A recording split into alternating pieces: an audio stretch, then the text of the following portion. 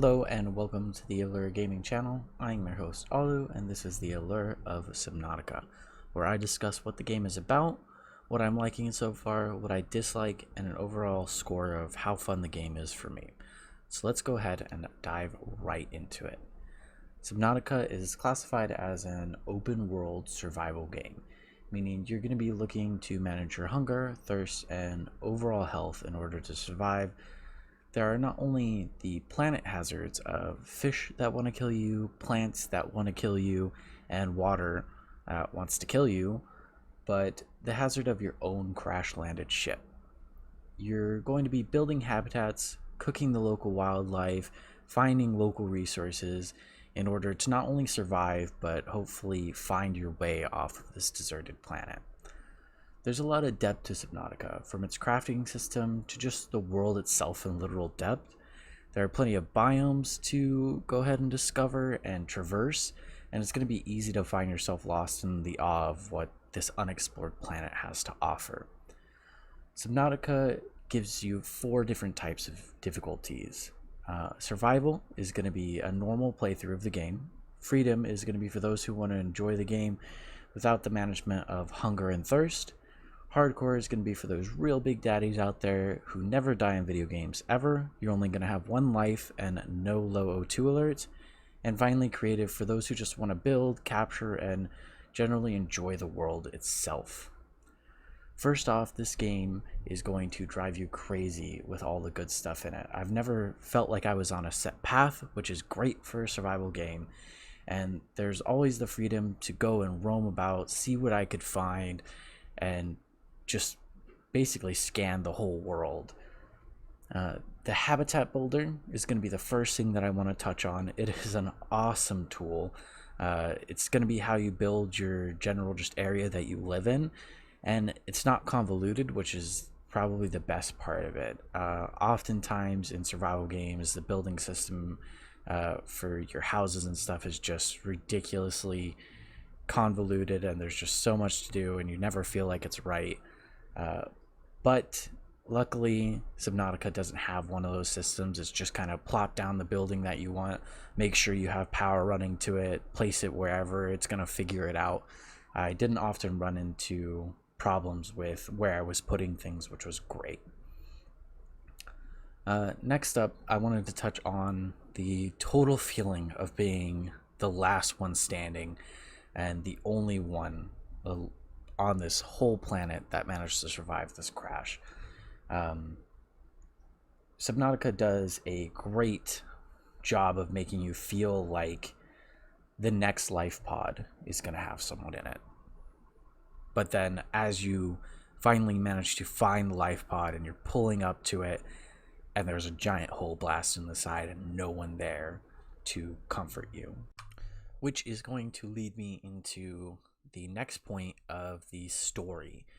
The way that the story is delivered makes that total of feeling of being alone even more believable, because it is not delivered in an ordinary fashion. It is delivered through these data pads that you find that have recordings or just logs of what happened or the moments just before whoever was at that pod either left or tried something in order to escape. And then finally, I wanted to touch on the vehicles, which are extremely fun to mess with. The Sea Moth, which is a little one-man sub, really makes it feel like you're just kind of gliding through the water and you're just floating, and it's just so fun to run around in it and sort of just explore the different zones that it can explore. But it feels completely different from the freaking prawn suit, which is absolutely amazing. It's super fun to use, and the moment that you put it on, you feel like you have unlimited power. They really nailed that feeling of I'm in a mech and all I want to do is punch stuff in the face now. The sounds for it were absolutely top notch and exactly what I expected to hear when I had started collecting the pieces for it. Unfortunately, with any game, there are downsides to Subnautica and things that weren't exactly done super well. And although the crafting system is in depth and there's a lot of different things to craft, it could have been much better. There were many times that I was cooking multiple fish at the same time or making a lot of water in bulk so that I could go out and record a segment, and it just felt like it took forever.